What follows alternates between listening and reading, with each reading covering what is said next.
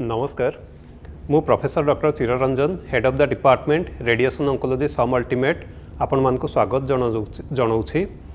प्रतिवर्ष 19 एप्रिल को आमे वर्ल्ड लिवर डे भाव पालन करिथाउ।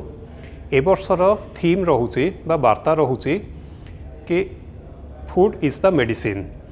तो जदि ठीक भाव में आमे खाद्य ग्रहण करिबा लिवर को सुस्थ रखिपारिबा। तेबे बेले बेले देखा जाए कि लिवर विभिन्न प्रकार रोग रे आक्रांत होता है।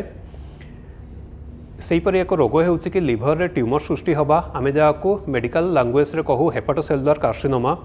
बेले बेले अन्य जगार रोग जेमति कि कोलोरेक्टल बा खाद्य नळीर कर्कट किंबा फुसफुस कर्कट किंबा रिनल सेल कार्सिनोमा बा किडनी रो कर्कट रोग भी लिवर को आक्रांत करिथाय। आमे जाको लिवर मेटास्टासिस बोली कहिथाउ। तेबे एई जो लिवर जो कर्कट आक्रांत होता है माने जो hepatocellular carcinoma primary hepatocellular carcinoma हो किंबा लिवर मेटास्टासिस हो, तेबे एई रोग को जदि आमे उपयुक्त भाव में उपयुक्त समय रे जदि चिकित्सा करि परिबा तेबे एक सुस्थ लिवर को आमे पाई परिबा। तेबे एई लिवर कर्कट रोगर चिकित्सा सब कौन कौन अच्छी। सबुठु मुख्य चिकित्सा होउछि कि लिवर कर्कट रोगर के आक्रांत लिवर को सर्जरी द्वारा बाहर करिबा। आमे ताको हेपाटिक रिसेक्शन बा लिवर रिसेक्शन बोली कहि थाउ।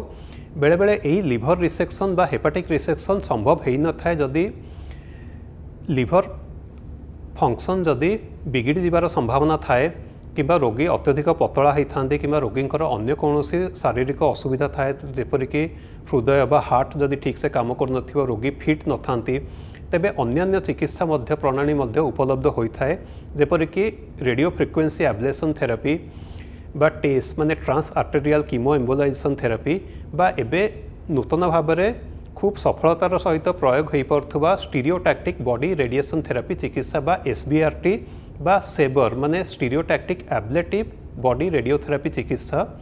यह एक नूतन चिकित्सा प्रणाली अटे किंतु यह खूब सफलतार सहित प्रयोग करा जाउची एवं बिना कौनसी गुरुतर पार्श्व प्रतिक्रिया सहित। तेबे यह एक कौन जो एसबीआरटी बा सेबर चिकित्सा यहाँ हूँ कि एक अति उच्च रेडियोथेरापी बा विकिरण चिकित्सा प्रयोग प्रणाली। यह जो कन्वेंशनल रेडियोथेरापी चिकित्सा बा साधारण विकिरण चिकित्सा प्रणाली टू किपरि डिफरेंट बा अलगा किपरि भाव में यह साधारण विकिरण चिकित्सा प्रणाली टू अलगा अटे। साधारण चिकित्सा प्रणाली विकिरण चिकित्सा प्रणाली साधारणतः 6 ରୁ 8 सप्ताह धरी धीरे धीरे करके दिया जाई थाए किंतु ये जो नूतन भाव में जो एसबीआरटी बा सेबर चिकित्सा प्रणाली आमे मात्र गोटे सप्ताह भितर 3 ରୁ 5 थर रे संपूर्ण करिथाउ। तो किभली यह संभव होता है प्रति थर रे जो रेडियोथेरापी बा विकिरण चिकित्सा दिया हुए ताहार डोज खूब उच्च रही थाए एवं यह को प्रयोग करने पाई आमे एक स्वतंत्र धरणर शरीर ढांचा बा बॉडी फ्रेम रो यूटिलाइज करिथाउ जो थे कि नॉर्मल जो निश्वास प्रश्वास नवा समय रे लिवर रो जो आग पछ एवं ऊपर तल मूवमेंट जो होता है आमे ताहा को कंट्रोल करिथाउ एवं से जो लिवर मूवमेंट बा लिवर जो ऊपर तल जो होता है निश्वास प्रश्वास सहित ताहा खूब भल भाव में अनुध्यान करी फ्लोरोस्कोपी बा एक्सरे बीम द्वारा बहुत भल भाव में आमे ताको ऑब्जर्व करी ताको डिटरमिन करी से अनुसार आमे केवल टार्गेट बा लिवर रो जो अंशरे ट्यूमर होइछि सेही अंशरे खूब सूक्ष्म भाव में बा प्रिसाइज भाव में आमे रेडियोथेरापी प्रयोग करथाउ जो थे कि रोग संपूर्ण भल लिवर जो कर्कट रोग संपूर्ण भल होबार संभावना प्राय 60 ରୁ 70% होता है एवं यह 3 ରୁ 5 वर्ष पर्यंत स्थिर भाव में रही है।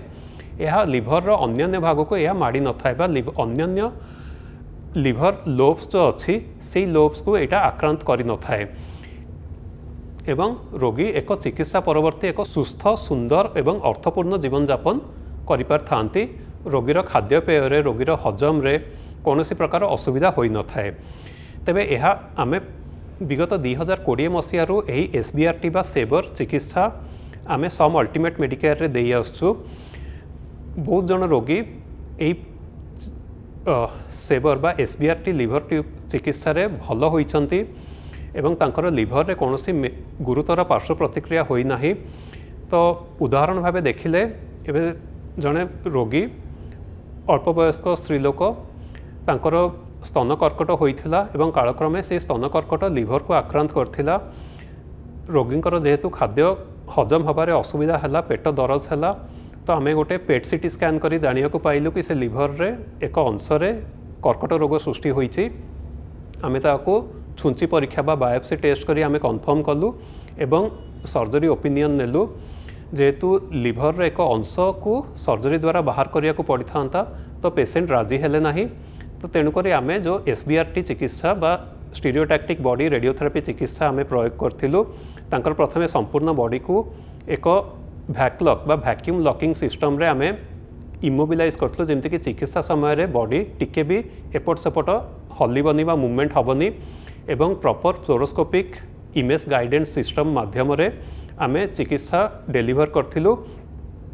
एवं चिकित्सार 3 वर्ष पर पुणी जतबेले आमे गोटे पुणी आउथरे रेस्पॉन्स इवालुएशन फॉलो पेट सीटी स्कैन करथिलु, तो से समय आमे देखिलु कि लिभर संपूर्ण सुस्थ अछि एवं लिभर रे रेडियोथेरापी रो कोनोसी पार्श्व प्रतिक्रिया नाही। पेशेंट भी एबे सुंदर अछंती, भल भाबरे खियापिया करि पारछंती, हजम ठीक होउची, भोक ठीक होउची, तांकर पाचन क्रिया एवं लिभर संपूर्ण भाबरे सुस्थ अछि। तेणु मु कहियाकु चाहिबी कि जदि लिभर रे कोनोसी प्रकार कर्कट रोग होउची, प्राइमरी हेपाटोसेलुलर कार्सिनोमा हो किंबा सेकेंडरी मेटास्टासिस हो, तेबे SBRT बा स्टीरियोटैक्टिक बॉडी रेडियोथेरापी चिकित्सा एक फलप्रद चिकित्सा पद्धति अटे। जदि ठीक भाव में यह प्रयोग करा जाई परिबो, तेबे लिभर रो कोनोसी गुरुतर पार्श्व प्रतिक्रिया हेबो नाही। सम अल्टीमेट मेडिकेयर रे एही चिकित्सा खूब सफलतार सहित दिया ही पारुछि। धन्यवाद।